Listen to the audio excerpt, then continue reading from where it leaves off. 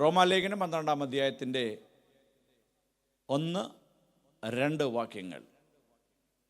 സഹോദരന്മാരെ, ഞാൻ ദൈവത്തിൻ്റെ മനസ്സലിവ് ഓർപ്പിച്ച് നിങ്ങളെ പ്രബോധിപ്പിക്കുന്നത് നിങ്ങൾ ബുദ്ധിയുള്ള ആരാധനയായി നിങ്ങളുടെ ശരീരങ്ങളെ ജീവനും വിശുദ്ധിയും ദൈവത്തിന് പ്രസാദവുമുള്ള യാഗമായി സമർപ്പിപ്പീൻ. ഒന്ന് ശ്രദ്ധിച്ചാട്ടെ. ആരാധനയിൽ നമ്മൾ ബുദ്ധിയുള്ളവരായിരിക്കണം. എങ്ങനെ ബുദ്ധിയും കൊണ്ടാണ്? നമ്മുടെ ബുദ്ധിയും കൊണ്ട് നമ്മൾ ദൈവത്തെ അളക്കുകയല്ല ചെയ്യുന്നത്. കർത്താവേ, ഞാൻ പ്രാർത്ഥിക്കുമ്പോൾ കേട്ടു, ഞാൻ പ്രാർത്ഥിക്കാത്ത മേഖലകളിൽ അങ്ങ് മറുപടി നൽകി, ഞാൻ ഓർത്ത് ദൈവത്തിന് സ്തോത്രം, അതുകൊണ്ട് ഞാൻ ഒരു ആരാധനാ വസ്തുവായി അങ്ങയുടെ സമീപത്തേക്ക് അടുത്ത് വരികയാണ്. എങ്ങനെയാണ്? നിങ്ങളുടെ ശരീരങ്ങളെ ജീവനുണ്ടായിരിക്കണം, ജീവനുള്ള വിശുദ്ധിയുള്ള ദൈവത്തിന് പ്രസാദമുള്ള യാഗമായി സമർപ്പിപ്പീൻ. വിശുദ്ധിയുള്ള ദൈവത്തിന് പ്രസാദമുള്ള യാഗമായി നിങ്ങളുടെ ശരീരങ്ങളെ സമർപ്പിക്കണം. അടുത്തത് ഇട്ടാട്ടെ. അല്ല, 2-ാം വാക്യം. അതുകൊണ്ട് ഇപ്പം നമ്മൾ എന്താ കേട്ടത്? നമ്മൾ ബുദ്ധിയുള്ളവരാണ്. 10 കന്യകമാരെ പോലെ. 10 കന്യകമാരിൽ എത്ര പേർക്ക് ബുദ്ധി ഉണ്ടായിരുന്നു? 10 കന്യകമാർക്ക് ബുദ്ധിയില്ല. 10 കന്യകമാരുടെ ഉപമയിലെ ബുദ്ധിയുള്ള കന്യകമാരെ പോലെ ബുദ്ധിയുള്ളവരാണ്. എപ്പോഴും നമ്മളൊരു റിട്ടേൺ കോളിന് വേണ്ടി വിധേയപ്പെട്ടവരാണ്. ഒരു തിരിച്ചുവിളി, നമ്മൾക്ക് മടക്കവിളി ഉണ്ട്. ഞാനിതാ അംബാസിഡേഴ്സ് ഫോർ ക്രൈസ്റ്റ് എന്നുള്ളത് ഇവിടെ ഒന്ന് തൊട്ടു വേണ്ട നിലയിൽ പറയാൻ പറ്റിയിട്ടില്ലെന്ന് എനിക്കറിയാം. ആ വേണ്ട നിലയിൽ ആ മെസ്സേജ് എനിക്ക് പറയാൻ പറ്റില്ലെന്ന്.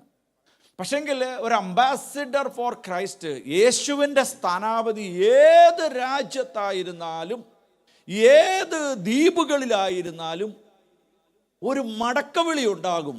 അവൻ്റെ റെസ്പോൺസിബിലിറ്റി അവൻ നിൽക്കുന്ന രാജ്യത്തിലല്ല, അവൻ്റെ പൗരത്വമുള്ള രാജ്യത്തോടാണ് അവൻ്റെ റെസ്പോൺസിബിലിറ്റി. അവനെ അയക്കപ്പെട്ട രാജ്യത്തോടാണ് അവൻ്റെ വിധേയത്വം. ഇവനായിരിക്കുന്ന സ്ഥലത്ത് തന്നെ അയക്കപ്പെട്ട രാജ്യത്തിൻ്റെ പ്രതിനിധിയായി തൻ്റെ അയക്കപ്പെട്ട രാജ്യത്തിന് വേണ്ടി സംസാരിക്കുന്നവനാണ് ഈ അംബാസിഡർ. അതുപോലെ തന്നെ നമ്മൾ ഈ ഭൂമിയിലായിരിക്കുമ്പോൾ ബുദ്ധിയുള്ളവരായിരിക്കണം. എന്താ? ഞങ്ങൾ ഏത് സമയവും എടുക്കപ്പെടുവാൻ വേണ്ടിയിട്ടുള്ളവരാണ്. ഈ ഓർമ്മ എപ്പോഴും ഉണ്ടായിരിക്കണം. അതോടൊപ്പം പൗലോസ് അടുത്തൊരു വേർഷൻ ചേർത്ത്, നമ്മൾ ജീവനുള്ളവരായിരിക്കണം, വിശുദ്ധിയുള്ളവരായിരിക്കണം, ബുദ്ധിയുള്ളവരായിരിക്കണം. അതുകൊണ്ട് നിങ്ങൾ ഈ ലോകത്തിന് അനുരൂപരാകാതെ നന്മയും പ്രസാദവും പൂർണ്ണതയുമുള്ള ദൈവഹിതം ഇന്നതെന്ന് തിരിച്ചറിയേണ്ടതിന് മനസ്സ് പുതുക്കി രൂപാന്തരപ്പെടണം. എന്നും നടക്കേണ്ട ഒരു പ്രോസസ്സാണ്. എന്നും നടക്കേണ്ട പ്രോസസ്സാണ് ഒരു രൂപാന്തരപ്പെടൽ. എന്നും മാനസാന്തരം നമ്മുടെ ജീവിതത്തിൽ വരണം. സ്തോത്രം. എന്നും വിശുദ്ധ ജീവിതത്തിന് വേണ്ടിയിട്ടുള്ളൊരു ദാഹമുണ്ടായിരിക്കണം.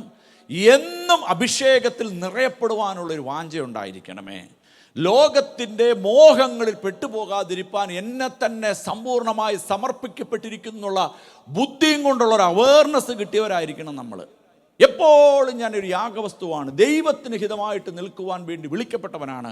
കർത്താവ് ഒഴികെ എനിക്ക് ഒരു നന്മയുമില്ല. എപ്പോഴും നമ്മുടെ ഹൃദയം കൊണ്ട് ഇത് പറഞ്ഞുകൊണ്ടിരിക്കണം. യേശുവേ, അങ്ങ് നോക്കുമ്പോൾ ഞാൻ വെടിപ്പുള്ളവനായിരിക്കണമേ, നിർമ്മലതയുള്ളവനായിരിക്കണമേ, വിശുദ്ധിയുള്ളവനായിരിക്കണമേ. കർത്താവ് എവിടെയെങ്കിലും കർത്താവ് കറ പുരണ്ട അവസ്ഥകളുണ്ടെങ്കിൽ, അല്ലെങ്കിൽ കറ പുരണ്ടു പോയിട്ടുണ്ടെങ്കിൽ, കന്മഷങ്ങളുണ്ടെങ്കിൽ, നീതിനായ പീഠത്തിലിരിക്കുന്ന ദൈവമേ, എന്നെ കഴുകി അങ്ങയുടെ രക്തത്താൽ എന്നെ ശുദ്ധീകരിച്ച് എപ്പോഴും എന്നെ വിശുദ്ധിയുള്ളവനാക്കി നിർത്തണമേ. നമ്മളങ്ങനെ പ്രാർത്ഥിച്ചാലുണ്ടല്ലോ, കരുണാസമ്പന്നനായ ദൈവം നമ്മുടെ പ്രാർത്ഥന കേൾക്കും. നമ്മളറിയാതെ നമ്മുടെ പൊടി പടലങ്ങൾ പറ്റും. കർത്താവോട് പറയണം, കർത്താവ്, അതുകൊണ്ടാണ് ദിനം പ്രതി മനസ്സ് പുതുക്കി നമ്മൾ രൂപാന്തരപ്പെട്ടുകൊണ്ടിരിക്കണം. സ്തോത്രം. രൂപാന്തരപ്പെട്ടുകൊണ്ടിരിക്കണം. അപ്പോൾ ഈ ദൈവഹിതം ഇന്നതെന്ന് തിരിച്ചറിഞ്ഞ് നിങ്ങൾ മനസ്സ് പുതുക്കി രൂപാന്തരപ്പെട്ടുകൊണ്ടിരിക്കണം. അപ്പം ദൈവഹിതത്തിലേക്ക് നമ്മൾ പ്രവേശിച്ചു. പക്ഷെങ്കിൽ നമുക്കറിയാം, കഴിഞ്ഞ ആഴ്ചയിൽ നമ്മൾ തൊട്ടത് ഇസ്രായേൽ മക്കളെ ന്യായപാലനം ചെയ്യുവാൻ വേണ്ടിയിട്ട് നമ്മൾ ശമൂവേലിനെ കണ്ടു. ഇസ്രായേൽ മക്കളെ മിസ്രൈമി അടിമത്തത്തിൽ നിന്ന് ഇറക്കുവാൻ വേണ്ടി മോശയെ ദൈവം ഒരുക്കുന്ന ഭാഗം നമുക്കറിയാവുന്നതാണ്. നിങ്ങൾ ചിന്തിച്ച് നോക്കിക്കേ, ഇറക്കപ്പെടുവാൻ വേണ്ടിയിട്ട് ജനങ്ങൾ കരഞ്ഞപ്പോൾ, അല്ലെങ്കിൽ വിടുതലിന് വേണ്ടി കരയപ്പെട്ടപ്പോൾ, ഹോരേബിൽ ദൈവം ഒരു പദ്ധതി മോശയുടെ മേൽ ഒരുക്കി മോശയെ അയക്കുകയാണ്. ദൗത്യ നിർവഹണത്തിനുമായ പോയ മോശ, നമുക്കറിയാം, 10 ബാധകളും മറ്റു കാര്യങ്ങളും ഒക്കെ ചെയ്ത് ഇറക്കിക്കൊണ്ട് വന്ന ജനം പിന്നത്തേതിൽ മോശയോട് കലഹിക്കുകയാണ്. മോശയോട് കലഹിച്ചപ്പോൾ ദൈവം പറയുന്നുണ്ട്, അവർ ദൈവത്തോട് മത്സരിച്ചൊന്നുമില്ല. ഒരു പരിധിവരെ കാളക്കുട്ടിയെ വാർത്തുണ്ടാക്കി അങ്ങനെയുള്ള കാര്യങ്ങളൊക്കെ ഉണ്ടെന്ന് പറഞ്ഞാലും അവർ എതിർപ്പ് പ്രകടിപ്പിച്ചത് മുഴുവൻ മോശയോടാണ്. അവർക്ക് ദൈവകോപത്തിന് അവർ ഇരയായി തീർന്നു. 40 ലക്ഷം ഇറങ്ങി വേറൊരു 40 ലക്ഷത്തെ അവിടെ എത്തിച്ചു ദൈവം. കാലേബും യോശുവയും കൂട്ടത്തിലുണ്ടായിരുന്നുവെങ്കിൽ കൂടി ഈ ലോകത്തിന് അവർ അനുരൂപരായിപ്പോയി. അവർ ഓർക്കുകയാണ്, മിസ്രൈമിലായിരുന്നപ്പോൾ ഞങ്ങൾക്ക് ലഭ്യമായ ആഹാര പദാർത്ഥങ്ങളൊന്നും ഇവിടെ കിട്ടുന്നില്ല.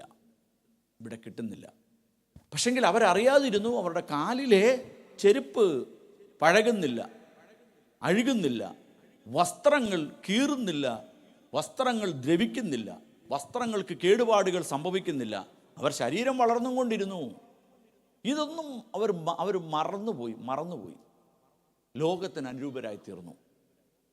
ഇങ്ങനെ നടക്കപ്പെട്ടപ്പോൾ പിന്നത്തേതിൽ ഇസ്രായേൽ മക്കൾ കനാനിലെത്തി. ശമൂവേൽ ഏലിക്ക് ശേഷം രംഗപ്രവേശനം ചെയ്യുന്നു. ശമൂവേൽ അവരെ ന്യായപാലനം ചെയ്തു വന്നുകൊണ്ടിരിക്കുമ്പോൾ അവർ അപ്പുറത്തോട്ട് നോക്കിയപ്പോൾ, ഇപ്പുറത്തോട്ട് നോക്കിയപ്പോൾ അവർക്കെല്ലാം ഭരിപ്പാൻ ഒരു രാജകൊട്ടാരം, ഒരു രാജാവ്. അവർ ചെന്ന് ശമൂവേലിനോട് പറഞ്ഞു, അയൽ രാജ്യങ്ങൾക്കുള്ളതുപോലെ ഞങ്ങളെ ഭരിപ്പാൻ ഞങ്ങൾക്കും ഒരു രാജാവ് വേണമെന്ന് പറഞ്ഞപ്പോൾ കീശിൻ്റെ മകനായിരിക്കുന്ന, ധനാഢ്യനായിരിക്കുന്ന, ഇസ്രായേലിലേക്കും ഏറ്റവും പൊക്കം കൂടിയവനായിരിക്കുന്ന, ജ്ഞാനിയായിരിക്കുന്ന 10 ഗുണസവിശേഷതകൾ കഴിഞ്ഞ ആഴ്ചയിൽ പറയപ്പെട്ട ശൗലിനെ ദൈവം നൽകുകയാണ് ഇസ്രായേലിൻ്റെ 1ാമത്തെ രാജാവായി. എത്ര വർഷം അവിടെ പാർത്തെന്നറിയാവോ? 40 വർഷം ഇസ്രായേലിൻ്റെ രാജാവായി തന്നെ പാർത്തു. പല വേർഷൻസ് ഉണ്ട്. 2 വർഷം പാർത്തു, 32 വർഷം ദാവീദിന് പുറകെ, അങ്ങനെയൊക്കെ നമ്മളും പഠിപ്പിക്കാറുണ്ട്. ഓക്കെ, 40 വർഷം രാജാവായിരുന്നു. നിങ്ങൾക്കറിയാമോ, ഈ 40 വർഷത്തിനിടയിൽ ഒരിക്കൽ പോലും താന് യഹോവയുടെ പെട്ടകം എവിടെയെന്നൊരു അന്വേഷണം നടത്തിയിട്ടില്ല. ഇസ്രായേൽ മക്കളുടെ ദൈവമായിരിക്കുന്ന മോശയിലൂടെ മരുഭൂമി യാത്രയിൽ മോശയാൽ ദൈവം പറഞ്ഞ് നിർമ്മിക്കപ്പെട്ട ആ പെട്ടകം, യഹോവയുടെ സാക്ഷ്യപ്പെട്ടകം, ഇവിടെയൊന്നും ഇവർ അന്വേഷിച്ചിട്ടില്ല. ഈ രാജാവ് അന്വേഷിച്ചിട്ടില്ല. പക്ഷെങ്കിൽ നമ്മൾ ചിന്തിക്കണമേ, കൊടുക്കപ്പെട്ടതുണ്ടല്ലോ, ഏറ്റവും നല്ലതിനെയാണ് ദൈവം കൊടുത്തത്. ശമൂവേൽ വന്ന് കരഞ്ഞപ്പോൾ ദൈവം പറയുന്നുണ്ട്, മോശ വന്ന് കരഞ്ഞപ്പോൾ ഇത് തന്നെ പറയുന്നുണ്ട്, അവർ നിന്നെയല്ല തള്ളിയത്, എന്നെയാ തള്ളിയത്. സ്തോത്രം. എന്നെയാണ് തള്ളിയതെന്ന് പറഞ്ഞ് ദൈവത്തിന് ഈ ജനത്തിനോട് നീരസം നിൽക്കുകയും ദൈവം കൊടുത്തത് ഏറ്റവും ബെസ്റ്റിനെയാണ്, വെരി ബെസ്റ്റിനെ കൊടുത്തു. ശൗലിനെ കൊടുത്തു. നമ്മൾ പല വിഷയങ്ങളും ഇതുപോലെയല്ലേ, പ്രാർത്ഥിച്ച് നമ്മൾ പിടിച്ചു വെച്ച് നേടും.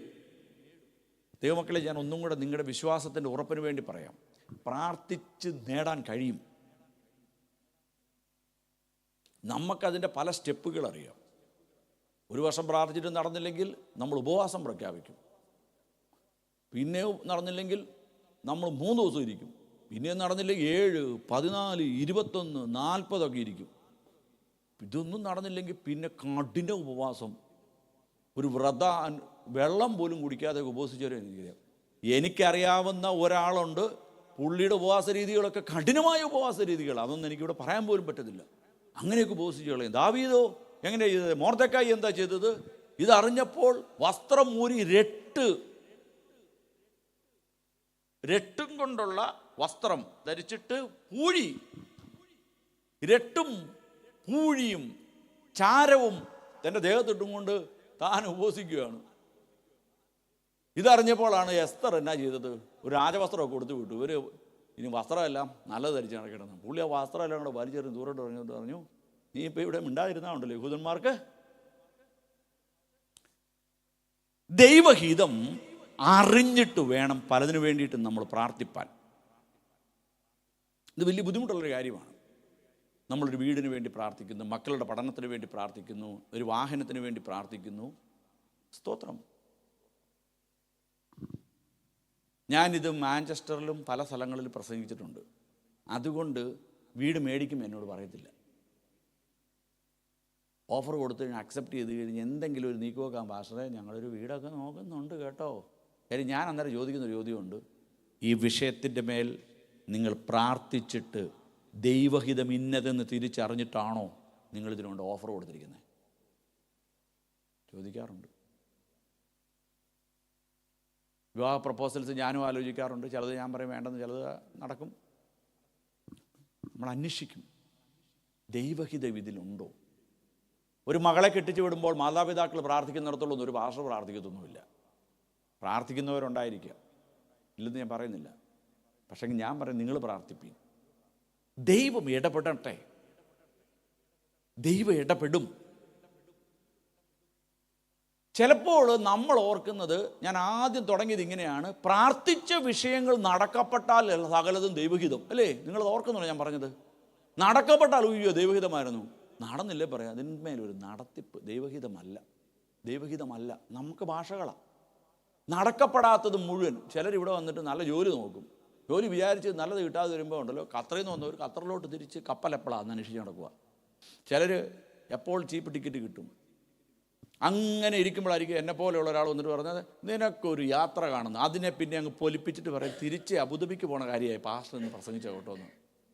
അയ്യോ അല്ലേ അല്ല. നിന്റെ ഉള്ളങ്കാൽ ചവിട്ടുന്ന ദേശം ഞാൻ നിനക്ക് തരും.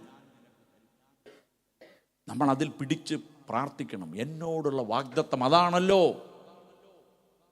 എന്നാൽ ഉള്ളങ്കാൽ ചവിട്ടുമ്പോൾ എൻ്റെ ബാഗ് നിറച്ച് കാശുണ്ടായിരിക്കണമെന്ന് അവിടെ എഴുതിയിട്ടുണ്ട്. ഇല്ല, നീ പ്രാർത്ഥിപ്പിൻ. കിഴക്കോട്ടും പടിഞ്ഞാറോട്ടും തെക്കോട്ടും വടക്കോട്ടും നീ പറക്കും. നിന്റെ കൊമ്പ് ഞാൻ കാട്ടുപോത്തിൻ്റെ കൊമ്പ് പോലെ ഉയർത്തും.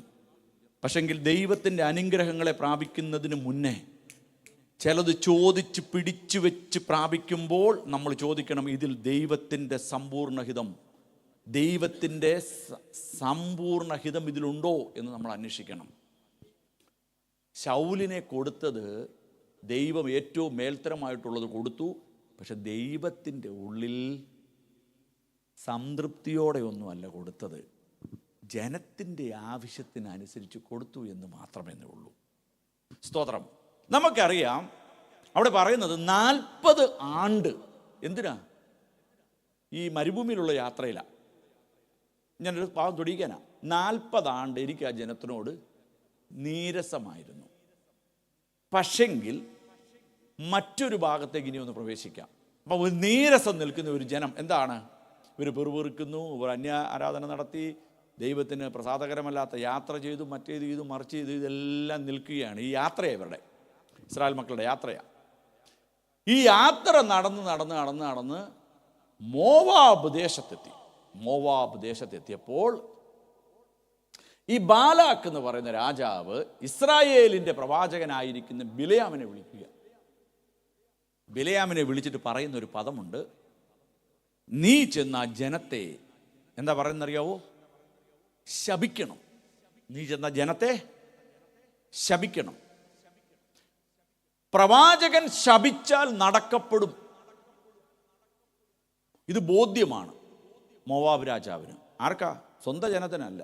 ഞങ്ങളുടെ നാട്ടിൽ ഞങ്ങൾ കുമ്മനം എന്ന് പറയുന്ന ദേശത്ത് കുറച്ച് നാൾ താമസിച്ചു. അവിടെ ഒരു കേസുണ്ടായി. വളരെ രസകരമായ ഒരു കേസാണ് നടന്നത്. കേസെന്ന് പറഞ്ഞാൽ ഒരു പോലീസ് കേസ് ഉണ്ടായി. എന്താ സംഭവം എന്ന് ചോദിച്ചാൽ, ഒരു ഷാപ്പ്, തോടി എന്നൊക്കെ പറയും, നമ്മുടെ ഭാഷ പറഞ്ഞ ബാർ, ചെറിയ നാടൻ കള്ളും മറ്റുമൊക്കെ കൊടുക്കുന്ന ഒരു ഷാപ്പിൻ്റെ മുതലാളി കൊണ്ട് പോലീസ് സ്റ്റേഷനിൽ കൊണ്ട് കൊടുത്ത കേസാണ്. കേസിൽ എന്താണെന്നറിയോ? എൻ്റെ ഷാപ്പ് പൂട്ടേണ്ടി വന്നു, അതുകൊണ്ട് ഇന്നയാളെ, അതിന് വിരോധമായിട്ട് പ്രവർത്തിച്ചവൻ ഇന്നതാ, അതുകൊണ്ട് ഇവനെ അറസ്റ്റ് ചെയ്യണം. ഒരാൾക്കെതിരെ കൊണ്ട് പരാതി കൊടുത്തിരിക്കുക, ഞാൻ ഷാപ്പ് മുതലാളിയാണ്. പോലീസല്ലേ, കേസ് വന്നു, ഇനി അടുത്ത ആളെ വിളിക്കാൻ പറഞ്ഞു. ഇവൻ ഇനി കല്ലേറിയുകയോ അല്ലെങ്കിൽ അവിടെ വരുന്നവരെ ഉപദ്രവിക്കുകയോ വല്ലതും ചെയ്തതാണെന്ന് ചോദിച്ചപ്പോൾ, എന്താ നീ ഈ ഷാപ്പ് കൂട്ടാൻ വേണ്ടി ചെയ്തത്? ആ പുള്ളി സത്യം തുറന്നു പറഞ്ഞു, ഞാൻ എൻ്റെ യജമാനന്മാരെ ഒന്നും ചെയ്തിട്ടില്ലെന്നുള്ളതാണ് സത്യം. ഇനി വേണം 2 ഇടി തന്നു, എന്നാലും എനിക്ക് ഇതേ പറയാനുള്ളൂ, ഞാനൊന്നും ചെയ്തിട്ടില്ല. ഇവർ ഷാപ്പ് നടത്തുന്നു, അത് അവരുടെ ബിസിനസ്. നീ എന്താ ചെയ്യുന്നത്?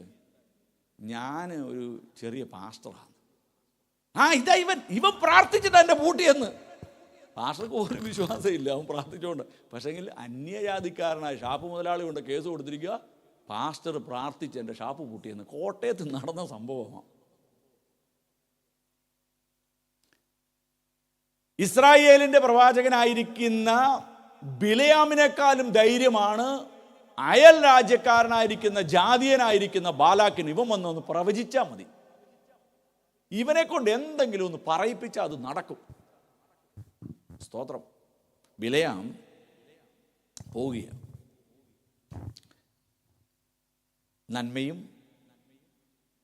പ്രസാദവും പൂർണ്ണതയുമുള്ള ദൈവഹിതം ഇന്നതെന്നറിഞ്ഞ് മനസ്സ് പുതുക്കി നമ്മൾ ഈ പ്രവാചകനായിരിക്കുന്ന ബിലയാം ഒന്ന് പ്രാർത്ഥിക്കാം. കർത്താവേ, നിൻ്റെ ജനത്തെ ശപിപ്പാൻ നിൻ്റെ രാജ്യത്തെ പ്രവാചകനായിരിക്കുന്ന എന്നെ ബാലാക്ക് വിളിച്ചിരിക്കുന്നു. ഞാൻ പോയി ഇത് ചോദിക്കുന്നില്ല. പുള്ളി പ്രാർത്ഥിച്ചു പോയി കേട്ടോ. എന്നിട്ട് ദൈവം ഒരു വിലക്ക് പുള്ളി ഇതൊന്നും മൈൻഡ് ചെയ്യാതെ പുള്ളി അങ്ങ് പോവുക. പോണ വഴിയിൽ കഴുതയുടെ പുറത്താണ് യാത്ര ചെയ്യുന്നത്. എങ്ങോട്ടാണ് പോകണമെന്നറിയാമോ? ഇസ്രായേൽ ജനത്തെ ശപിക്കാൻ പോവുകയാണ്. പോണ വഴിയിൽ കഴുതയങ്ങ് ഇടഞ്ഞു.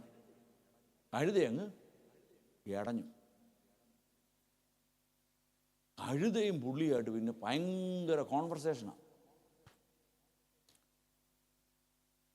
പുള്ളി അവിടെ ചെന്നു, ശപിക്കാൻ ചെന്ന പുള്ളി പിന്നെ നമുക്കറിയാം അനുഗ്രഹങ്ങളൊക്കെ പറയുന്നു, മടങ്ങി വരുന്നു, കൂലി കൊടുക്കുന്നു. ബിലയാം കൂലി വാങ്ങാതിരിക്കുന്നു, പിന്നെ വാങ്ങുന്നു, പിന്നെ പ്രാർത്ഥിക്കുന്നു. എൻ്റെ ഭാഷയിൽ പറഞ്ഞാൽ പ്രാർത്ഥിക്കാൻ ഇരിക്കുക പോലും ചെയ്യരുത്. മൂന്നാമത് ചെയ്തെന്നാന്ന് ചോദിച്ചാൽ പുള്ളി അധ്യായം തുടങ്ങുന്നത് ഇങ്ങനെയാണ്, 22 എൻ്റെ വിശ്വാസം, 24. ഇസ്രായേലിനെ അനുഗ്രഹിക്കുന്നത് യഹോവയ്ക്ക് പ്രസാദം എന്ന് ബിലയാം കണ്ടപ്പോൾ അവൻ മുമ്പിലെത്തതുപോലെ ലക്ഷണം നോക്കുവാൻ പോകാതെ ഭൂമിക്ക് നേരെ മുഖം തിരിച്ചു ബിലയാം തല ഉയർത്തി ഇസ്രായേൽ മക്കളെ ഗോത്രമായി പിന്നെ പറയുന്നൊരു പരിപാടിയാണ്. ദൈവത്തിൻ്റെ ഹിതം അന്വേഷിക്കാൻ പോയില്ല മൂന്നും പുള്ളി അങ്ങ് പ്രവചിക്കുക. പക്ഷെ പ്രവചനങ്ങളെല്ലാം ഉണ്ടല്ലോ അനുഗ്രഹങ്ങളായിത്തീരും. ഞാൻ എവിടെയോ പറഞ്ഞു. അതായത് ആഭിചാരം ഇസ്രായേലിന് ഫലിക്കുകയില്ല, ലക്ഷണവിധി ഏൽക്കുകയില്ല, യാക്കോബിന് ഏൽക്കുകയില്ല. ഇതൊക്കെ പുള്ളി മനസ്സിലാക്കിയത് ഈ ബാലാക്ക് ഈ പരിപാടിയെല്ലാം നടത്തിയതാണ്. പ്രവാചകൻ ഇതെല്ലാം വിളിച്ചു പറയുകയാണ്. ഇപ്പം ഇവിടെയും പറ്റുന്നത് ഒരു പ്രവാചകൻ ഒരു പ്രവചനം നടത്തുന്നതിൻ്റെ മുന്നേ താൻ ദൈവഹിതം അന്വേഷിക്കണം. ദൈവഹിതം നമ്മൾ ചിന്തിച്ചു നോക്കിയേ. ഈ ഹാഗർ, ഞാൻ ആ ഭാഗം ഒന്ന് വേണം തൊട്ടു പോകാം. ഉൽപ്പത്തി പുസ്തകം 16-ാം അധ്യായത്തിൻ്റെ 16-ാം വാക്യങ്ങളിലേക്കൊക്കെ വരുമ്പോൾ ദൈവഹിതം അന്വേഷിക്കാതെ ഹാഗർ ഓടുകയാണ്. പക്ഷെ ഓട്ടത്തിൽ നമ്മൾ ചിന്തിച്ചു നോക്കണമേ, അവക്ക് അല്ലേ, ഹാഗർ അബ്രഹാമിന് ഇസ്മായേലിനെ പ്രസവിച്ചപ്പോൾ അബ്രഹാമിന് 76 വയസ്സായിരുന്നു. പോട്ടെ, നമുക്കറിയാം ഈ യാത്രയിൽ കുഞ്ഞുമായിട്ടുള്ള ഓട്ടം അല്ലേ, കുഞ്ഞുമായിട്ടുള്ള ഓട്ടമാണ്. ഓട്ടത്തിൽ മരുഭൂമിയിലെത്തുകയാണ്. അപ്പം നമുക്കറിയാം ദൈവം ചെയ്തത് പറയാൻ മടക്കി അയക്കുന്നുണ്ട്. അപ്പോൾ ഇത് ദൈവിക പ്ലാനിലുള്ളതല്ലായിരുന്നു ഈ യാത്ര. പക്ഷെ നിങ്ങൾ ചിന്തിച്ചിട്ടുണ്ടോ, ദൈവിക പ്ലാനിലല്ലാതിരിക്കെ തന്നെ ദൈവം അവിടെ ഒരു ഉറവ തുറന്നു കൊടുത്തു ഇസ്മായിലിന് വേണ്ടിയിട്ട്. ഞാൻ തുടക്കത്തിൽ പറഞ്ഞത് വീണ്ടും ഓർമ്മിപ്പിക്കുന്നു. പ്രാർത്ഥിച്ച് നേടിക്കഴിയുമ്പോൾ നമ്മൾ പറയരുത് ഇത് സമ്പൂർണ്ണമായിട്ടും ദൈവത്തിൻ്റെ പ്ലാനിലുണ്ടായിരുന്നതായിരുന്നൊന്നും പറയരുത്. സ്തോത്രം. ദൈവത്തിൻ്റെ മാസ്റ്റർ പ്ലാനിലുള്ളതേ ലഭ്യമാകാവുള്ളൂ എന്ന് നമ്മൾ പ്രാർത്ഥിക്കണം.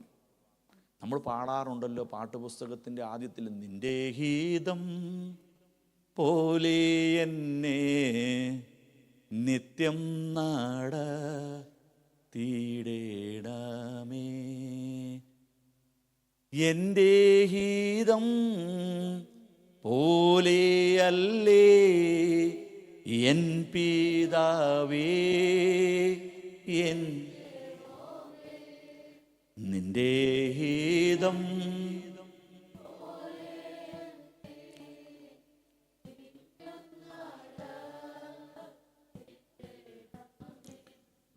എന്താന്ന് ചോദിച്ചാൽ ദൈവഹിതമേ നടക്കപ്പെടാവുള്ളൂ.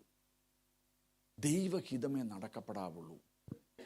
അബ്രഹാം, ഞാൻ ഒന്നുകൂടെ ചേർത്ത് ഒരു വാക്കും കൂടെ പറഞ്ഞ് ഞാൻ പ്രാർത്ഥിക്കാം. അബ്രഹാമും ലോത്തും നമുക്കറിയാം. ലോത്ത് അബ്രഹാമിൻ്റെ സഹോദരനായിരിക്കുന്ന ഹാരാൻ്റെ മകനാണ്. ഈ വ്യക്തിയുമായിട്ടുള്ള യാത്രയാണ്. സ്തോത്രം. നമ്മൾ ചിന്തിക്കണം, ഒന്നുമില്ല, അപ്പനില്ല, അമ്മയെക്കുറിച്ച് അവിടെ പറയപ്പെടുന്നില്ല അല്ലേ? പക്ഷെങ്കിൽ ഈ ബാലനെ ചേർക്കുകയാണ്. ഒരു ദർശനത്തിൽ അബ്രഹാം യാത്ര ചെയ്യുകയാണ്. യാത്ര ചെയ്യുന്ന അബ്രഹാമിനോട് കൂടെ നടന്ന് ഈ ചെറുക്കൻ അങ്ങ് അഭിവൃദ്ധിപ്പെട്ട് കഴിഞ്ഞപ്പോൾ അബ്രഹാം എന്ന് പറയുന്ന പിതാവിനെ പോലും മനസ്സ് വ്യസനിപ്പിച്ച് പറയുകയാണ്, എൻ്റെ ഇടയന്മാരും നിൻ്റെ ഇടയന്മാരും, എടാ എൻ്റെന്നും നിൻ്റെന്നും ഒക്കെ എങ്ങനെയാടാ ആയത്? അബ്രഹാം ചോദിച്ചോ?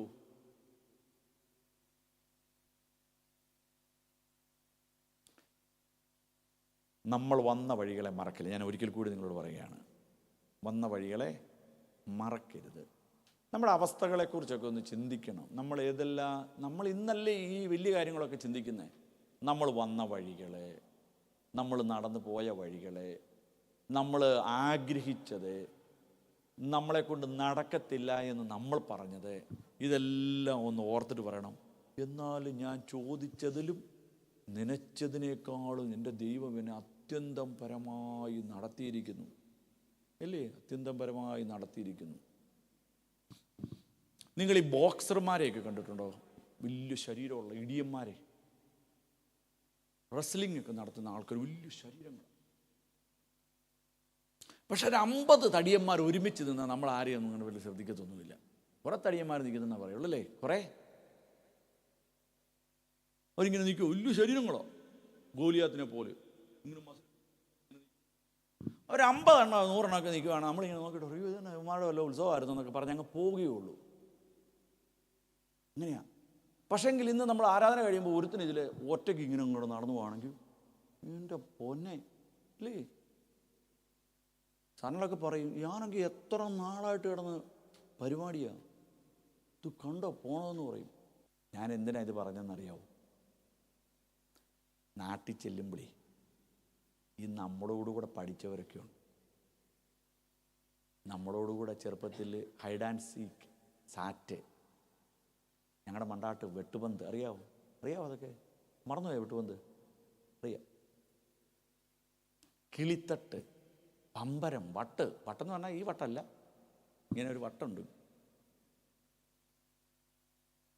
വാഴപ്പിണ്ടി കൊണ്ടുള്ള പരിപാടികൾ, വെള്ളത്തിൽ കവുങ്ങിൽ നിന്ന് വീഴുന്ന ആ സാധനം കൊണ്ട് ബോട്ട്, അതേലിരുത്തിയുള്ള വലി അല്ലേ?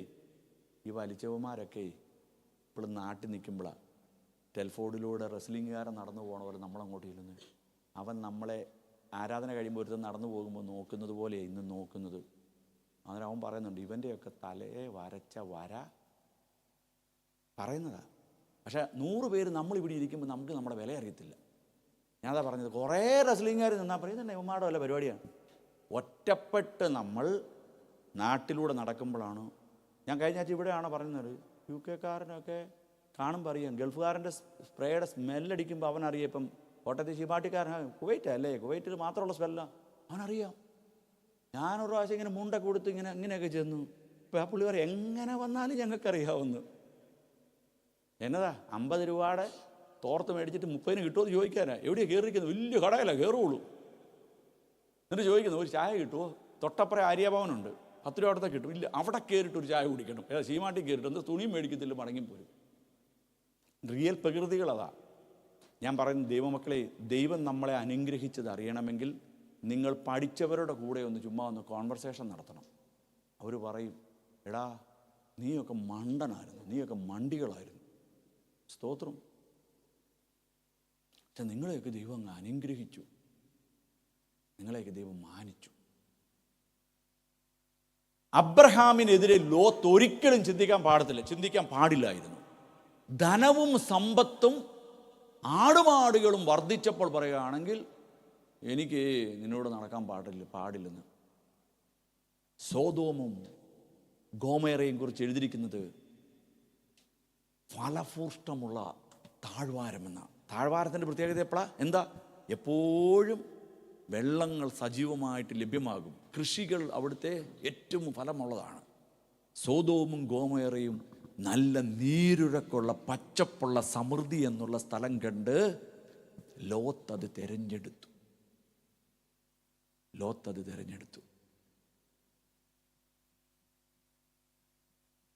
സമ്പൂർണ്ണ ദൈവഹിതമല്ലാത്തത് ദൈവം തൻ്റെ മക്കൾ ചോദിച്ചാൽ കൊടുക്കുമ്പോൾ ബെസ്റ്റേ കൊടുക്കുകയുള്ളൂ, വെരി ബെസ്റ്റേ കൊടുക്കുകയുള്ളൂ. സോദോം ഗോമേറ കനാനിലുള്ള ദേശത്തിൽ അബ്രഹാം നിൽക്കുമ്പോൾ പാലും തേനും ഒഴുകുന്ന ലിറ്ററലി കാണത്തക്ക നിലകളിലുള്ള സ്ഥലമാണ് ലോത്ത് തിരഞ്ഞെടുത്തത്. പക്ഷേ ദൈവത്തിൻ്റെ മാസ്റ്റർ പ്ലാനിൽ ലോത്ത് അബ്രഹാമിനെ വിട്ടുപിരിയാൻ പാടില്ലായിരുന്നു. ദൈവത്തിൻ്റെ മാസ്റ്റർ പ്ലാനിൽ ശമൂവേലിനെ ഇസ്രായേൽ മക്കൾ തള്ളാൻ പാടില്ലായിരുന്നു. ദൈവത്തിൻ്റെ മാസ്റ്റർ പ്ലാനിൽ ഹാഗർ അബ്രഹാമിനെ വിട്ട് യാത്ര ചെയ്യാൻ പാടില്ലായിരുന്നു. ദൈവത്തിൻ്റെ മാസ്റ്റർ പ്ലാനിൽ ഇസ്രായേൽ മക്കൾ മോശയ്ക്കെതിരെ പിറുപിറുപ്പാൻ പാടില്ലായിരുന്നു.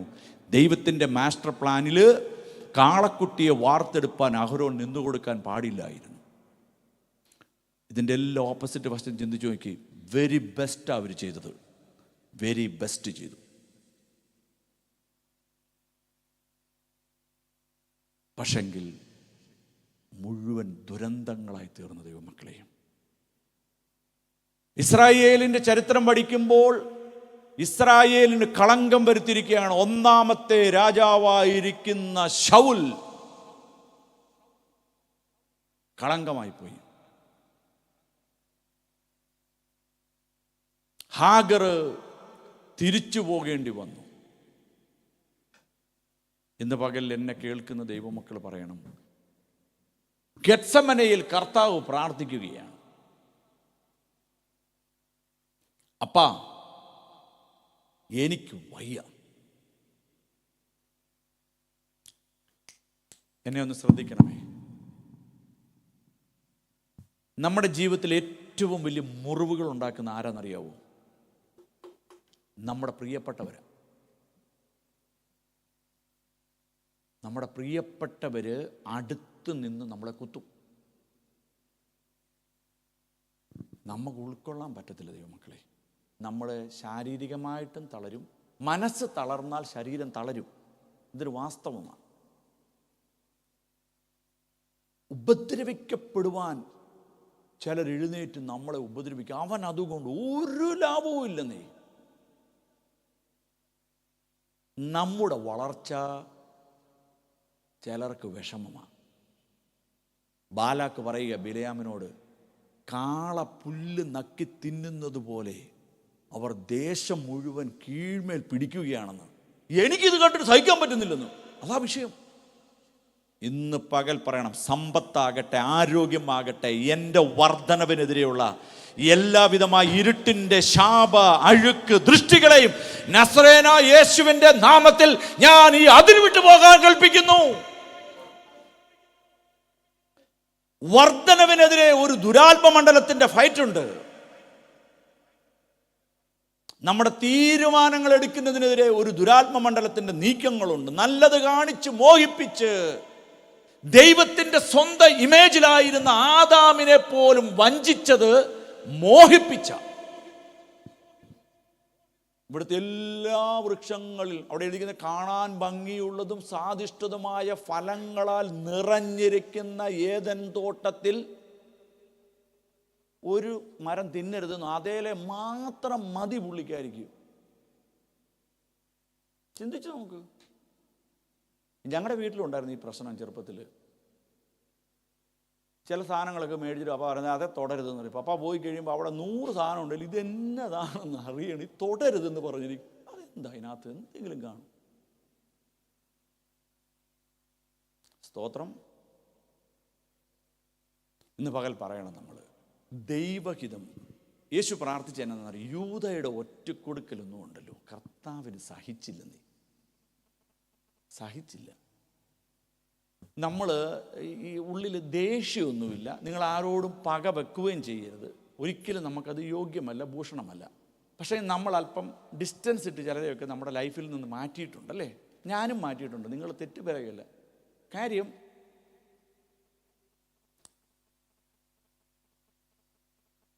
എപ്പോഴും നമ്മൾ ചിന്തിച്ചോണമേ, ഈ വ്യക്തി നമുക്ക് അനർത്ഥം വരുത്തും, പിന്നെയും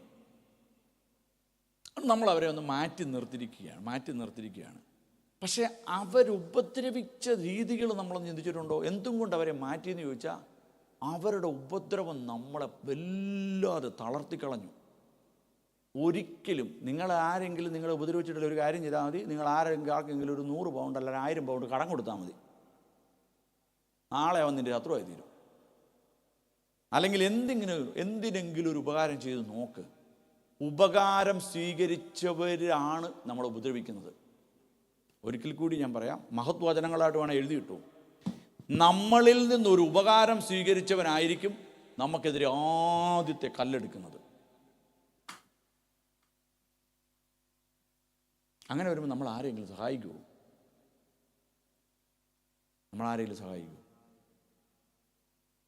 സഹായിക്കണം. രണ്ടുള്ളവൻ ഒന്ന് കൊടുക്കട്ടെ എന്നാണ് പറയുന്നത്. പക്ഷെങ്കിൽ ഇത് ഉപദ്രവകരമായി തീരും. സ്തോത്രം. നമ്മളെക്കുറിച്ച് വള്ളു പറയും. ഈ യൂദ കർത്താവിനെ തള്ളിപ്പറഞ്ഞു. പത്രോസ് തള്ളാൻ പോണത് പത്രോസിന് തന്നെ വാണിംഗും കൊടുത്തു.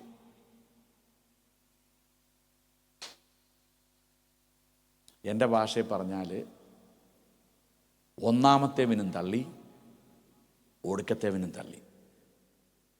അങ്ങനെ എന്താ ഭാഷ പറഞ്ഞെന്ന് ചോദിച്ചാൽ, മത്തായിയുടെ സുവിശേഷം 12-ാം അധ്യായത്തിലാണ് കർത്താവ് ഈ ഫുട്ബോൾ ടീമിനെ നിരത്തുന്നത് പോലെ ഈ അപ്പോസ്തോലന്മാരെ നിരത്തിയിട്ട് പറയുകയാണ്, ഒന്നാമൻ പത്രോസ്, രണ്ടാമൻ പത്രോസ്, മൂന്നാമൻ അതും പത്രോസ്, നാലാമൻ. ഒന്നാമൻ്റെ പേര് മാത്രമേ ഉള്ളൂ. നിങ്ങൾ ശ്രദ്ധിച്ചിട്ടുണ്ടോ? ഇതെന്താ കർത്താവേ? ഒന്നാമനായ പത്രോസും തള്ളി, 12-ാമത്തെ അപ്പോസ്തോലനായിരിക്കുന്ന യൂദയും തള്ളി ദൈവത്തെ. കർത്താവ് പറയുകയാണ്, കഴിയുമെങ്കിൽ ഈ പാനപാത്രം എന്നിൽ നിന്നും മാറ്റണമേ. പെട്ടെന്ന് പറയണം, അല്ലപ്പാ, നിന്റെ ഹിതം എന്നിൽ നിറവേറട്ടെ. സാഹചര്യങ്ങൾ വരുമ്പോൾ പെട്ടെന്ന് നിങ്ങൾക്കറിയാം, ഇപ്പോൾ വർക്ക് പ്ലേസിലൊരു പ്രശ്നമുണ്ടായി, വേണ്ട നിലകളിലൊരു ബുദ്ധിമുട്ടാണ്. നമ്മൾ പറഞ്ഞ ഓസ്ട്രേലിയക്ക് അങ്ങ് വിട്ടേക്കാമെന്നൊക്കെയാണ് പറയുന്നത്. ഇപ്പോൾ എന്നോട് ഈ അടുത്തൊരു ഭയങ്കര ചൂടായി രാജ്യത്തുനിന്ന്. ഞാൻ ചെന്ന ഭാഷത്തൊക്കെ നിങ്ങളൊക്കെ എങ്ങനെ സഹിക്കുന്നു എന്ന് എന്നോട് ചോദിക്കുന്നത്. കോട്ടൊക്കെ ഇട്ട് ഞാൻ ചെന്ന് എവിടെ ജനിച്ചു വളർന്നു? ഞാൻ ജനിച്ചതും വളർന്നത് രാജസ്ഥാനിലാണ്. ജനിച്ചതും വളർന്നതല്ല, ഇന്ത്യയിൽ ഏറ്റവും ചൂടുള്ള സംസ്ഥാനമാണ് രാജസ്ഥാൻ. അവിടെയാണ്. ചെല്ലു പറഞ്ഞത് ഭയങ്കര തണുപ്പാന്ന്. അവിടെ ചൂട്, ഇവിടെ തണുപ്പ്. ഇവിടെ ചൂട് കൂടി ഇപ്പം പറയുവാണ് എവിടെ ഇനിയിപ്പോൾ ചെല്ലു പറയും ന്യൂയോർക്കിലോട്ട് പോകും. ഞാൻ പറഞ്ഞു ഐസ രാവിലെ വണ്ടി ആണോ? അപ്പം നമ്മളിവിടെ ഈ ലോകത്തിന് അനുരൂപരാകാതിരിക്കുക, ഒന്നിലും സംതൃപ്തരല്ല. നിന്റെ ജീവിതത്തിൽ ഇവളേക്കാൾ നല്ലത്, നിന്റെ ജീവിതത്തിൽ ഇവനേക്കാൾ നല്ലത് സ്വർഗം കണ്ടില്ല, സ്വർഗത്തിന് കാണാൻ പറ്റിയില്ല. ഏറ്റവും നിന്റെ ജീവിതത്തിൽ ദൈവഹിതത്തിലുള്ളതാണ് വന്നിരിക്കുന്നത്. സ്വർഗത്തിൽ നിനക്ക് നൽകാൻ പറ്റിയിരിക്കുന്നതിലേക്കും വെരി ബെസ്റ്റാണ് നൽകിയിരിക്കുന്നത്. Very best. കിട്ടിയ ഭർത്താക്കന്മാർക്കായിട്ടൊന്ന് സ്തോത്രം പറയാവോ? ഒന്ന് പറഞ്ഞേ, കരമുയർത്തി പറഞ്ഞേ, നമ്മുടെ ഹിതമല്ല ദൈവ. നിങ്ങൾ ചിരിക്കണ്ട, അയ്യോ അവിടൊക്കെ അങ്ങോട്ട് നോക്കിക്കേ, ഇപ്പോൾ അവർക്കൊരു ശ്വാസമൊക്കെ നേരം. നിങ്ങളൊന്ന് കരമുയർത്തി സ്തോത്രം ചെയ്തേ. വെരി ബെസ്റ്റ് ഞങ്ങൾക്ക് നൽകി. അച്ഛാ ഒന്ന് കരമുയർത്തിക്കോ. വെരി ബെസ്റ്റാണ് നൽകിയത്. നിങ്ങളുടെ അമ്മമാർ വെരി ബെസ്റ്റ് എന്ന് പറ. അത് പിള്ളേർക്ക് മനസ്സിലായില്ല. എന്നാണെന്നറിയോ, നമ്മുടെ കാഴ്ചയാലുള്ളതല്ല ദൈവത്തിൻ്റെ കാഴ്ചയാലുള്ളത്. ശമൂവേൽ ചെന്ന് തൈലക്കൊമ്പെടുത്ത് ഇശായി പുത്രന്മാരിൽ 1, 2, 3, 4, 5, 6 എന്നും പറഞ്ഞെടുത്ത് കമത്താൻ നോക്കുക. കർത്താവ് പറഞ്ഞ അല്ലല്ലല്ലല്ലല്ലല്ലല്ലല്ലല്ലല്ലല്ലല്ല, ഇത്രയും ഉള്ളെന്ന് തീർന്നെന്ന് ഇവിടെ പിള്ളേരിൽ, ഇനി എന്നാ തൈലക്കൊമ്പുമായിട്ട് അയച്ചിരിക്കുക. ഒന്നാമതന്നെ ആ ശൗല് കണ്ടാൽ എന്നെ തല്ലിക്കൊല്ലും. നീ ചോദ്യടാ വല്ലോ ഇനിയുണ്ടോ ശേഷിപ്പായിട്ട്. ആ ഒരുത്തനുണ്ട്, ഒരു വികൃതി പിടിച്ചവൻ, ഓട്ടിനും കൊള്ളത്തില്ലെന്ന് അപ്പൻ്റെ ദൃഷ്ടിയിൽ. കർത്താവിൻ്റെ ആത്മനിറവുള്ള ശമൂവേൽ അവനെ കണ്ടപ്പോൾ പവിഴ നിറമുള്ള ദാവീദ്, അവനെൻ്റെ ഹൃദയപ്രകാരമുള്ള പുരുഷൻ, കർത്താവിൻ്റെ സാക്ഷ്യം, ഒഴിക്ക് തൈലം. സ്തോത്രം. ദൈവം നൽകിയതല്ലാതെ എൻ്റെ ജീവിതത്തിൽ ഒന്നുമില്ല. ദൈവം നൽകിയതല്ലാതെ ആ സമ്പൂർണ്ണ വില്ലില നമ്മൾ. പരിശുദ്ധ ദൈവമേ, നിത്യനായ ഞങ്ങളുടെ കർത്താവേ, കടന്നു വന്ന സമയം മുതൽ വ്യാപരിച്ച ദൈവകൃപയ്ക്കായി ഞങ്ങൾ അങ്ങേക്ക് നന്ദി പറയുന്നു. ആ സമ്പൂർണ്ണ ദൈവഹിതത്തിൽ ഞങ്ങളെ ആക്കിയിരിക്കുന്നു. ഗെത്സമനയിൽ അങ്ങയുടെ പ്രാർത്ഥന ഇസഹാക്കുമായി ആ മല കയറിയ അബ്രഹാം പറയുകയാണേ, ഞാനും ബാലനും മടങ്ങി വരുവോളും ഇവിടെ നിൽപ്പീൻ. ഓ റാധാന ബല ശബറാധന. ഞങ്ങൾ വിശ്വസിക്കുന്ന പച്ച ദൈവഹിതം അന്വേഷിച്ച് ചുവടുവെച്ചവരാരും പിഴച്ചു പോയിട്ടില്ല. കാണിപ്പാനിരിക്കുന്ന ദേശത്തെത്തിയ അബ്രഹാം അവിടെ ബഹുജാതികളുടെ പിതാവെന്നുള്ള നിലയിൽ അറിയപ്പെട്ടു. പിന്നത്തേതിൽ പരീക്ഷിക്കപ്പെട്ടപ്പോൾ യഹോവ ഈരേ. കർത്താവേ, ഞങ്ങൾ അങ്ങേക്ക് നന്ദി പറയുന്നു. അങ്ങയുടെ ഹിതത്തിന് വിപരീതമായിട്ട് ചിന്തിപ്പാൻ പോലും ഇടവരാതെ ഞങ്ങളെ സൂക്ഷിച്ചാട്ടെ. മുഴുമഹത്വം അങ്ങേക്ക് അർപ്പിക്കുന്ന പ്രാർത്ഥന കേൾക്കുന്നതിനായി നന്ദി. യേശു ക്രിസ്തു ധന്യമുള്ള നാമത്തിൽ തന്നെ പിതാവായ ദൈവത്തിൻ്റെ സ്നേഹം, പുത്രനാം യേശു ക്രിസ്തുവിൻ്റെ കൃപ, ആശ്വസിപ്പിച്ച് ധൈര്യം നൽകുന്ന പരിശുദ്ധാത്മാവിൻ്റെ സഹവാസം, കൂട്ടായ്മ, സംസർഗം യേശു കർത്താവിൻ മേഘ പ്രത്യക്ഷത വരെ ഉണ്ടായിരിക്കുമാറാകട്ടെ.